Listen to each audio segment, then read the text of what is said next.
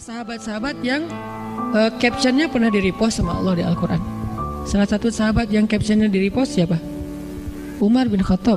3 kali di-repost oleh Al-Quran. Itu keren banget. Sampai ada sahabat captionnya dia di-repost oleh Al-Quran. Jadi ayat itu mengulang kembali kata-kata Umar. Salah satunya di surat At-Tahrim, kemudian nanti ada di surat Al-Anfal, kemudian ada juga di surat Al-Ahzab. Allah nge-repost kata-kata Umar bin Khattab. Ini menunjukkan bahwa ikhlas banget. Yang diharapin adalah reward dari Allah, apresiasi dari Allah, anugerah dari Allah, hadiah dari Allah, kebaikan dari Allah. Ustadz, kalau misalnya nggak berharap apa-apa bahkan dari Allah, itu bukan ikhlas. Karena makna ikhlas itu bukan tidak berharap apa-apa. Makna ikhlas itu murni. Arti murni berharap hanya kepada Allah. Karena kalau sampai kita nggak berharap surga, nggak berharap dibebaskan dari azab neraka, nggak berharap dibantu oleh Allah, itu bukan ikhlas. Itu apa Ustadz? Itu istaghna. Ini ada sedikit yang harus kita perbaiki dari persepsi tentang makna ikhlas. Apa bedanya ikhlas dengan istaghna? Kalau ikhlas tidak berharap kecuali kepada Allah. Kalau ke Allah dia berharap surga. Allah sendiri yang menjanjikan kan, wa'adallahu alladhina amanu misalnya, wa basyiril ladzina amanu wa amilus solihat anna lahum jannat. Ayat kayak gitu kan banyak banget di Al-Qur'an ya. Allah menyediakan untuk mereka ampunan, Allah menyediakan untuk mereka surga, Allah menyediakan untuk mereka kebaikan. Wa may yattaqillaha yaj'al lahu makhraja wa yarzuqhu min haitsu la yahtasib, yukaffir anhu sayyiati wa yu'dhim lahu ajra, yaj'al lahu min amrihi yusra. Ayatnya banyak banget. Kalau Allah udah nawar-nawarin terus kita bilang, "Dah saya mah nggak butuh itu." Itu namanya istaghna. Istaghna arti bahasanya merasa nggak butuh. Terjemahan lebih umumnya lagi, sombong. Jadi kalau kita nggak berharap apa-apa ke Allah, justru Allah tuh nggak suka. Bukan Allah salut, hebat ya hamba ini ya, ngelakuin kebaikan nggak berharap apa-apa. Enggak. Itu Allah nggak suka. Kalau kita ke teman, kita suka karena ketika dia berharap sesuatu ke kita jadi beban. Kalau Allah itu nggak jadi beban. Jangan samakan Allah dengan makhluk. Ketika kita berharap terus Allah jadi beban. Ntar dulu saya mau cuti, kenapa? Bebannya banyak banget, semua orang berdoa ke saya. Kan nggak gitu Allah.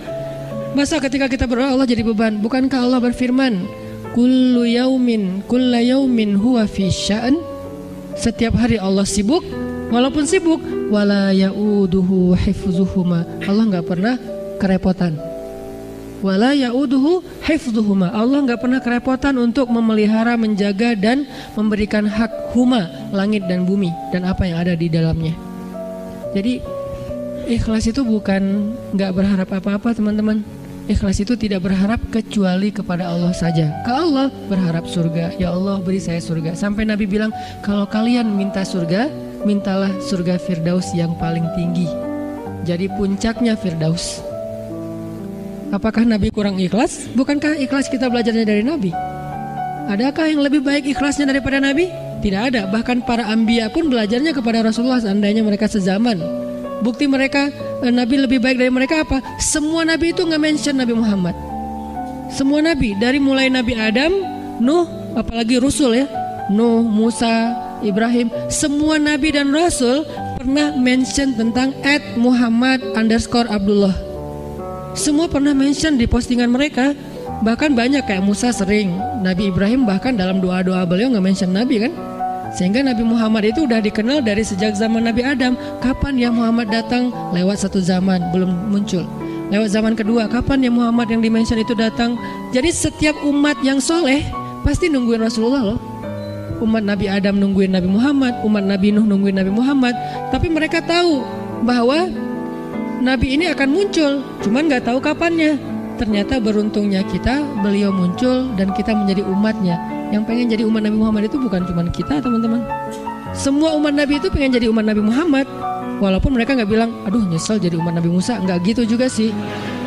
Mereka menghargai Musa, cuman mereka juga kayak berandai-andai punya wish gitu ya. Bisa nggak ya jadi umat Nabi Muhammad? Kenapa?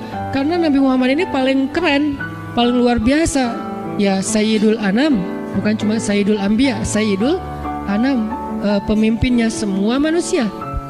Bahkan malaikat juga ikut kepada Rasulullah SAW gitu.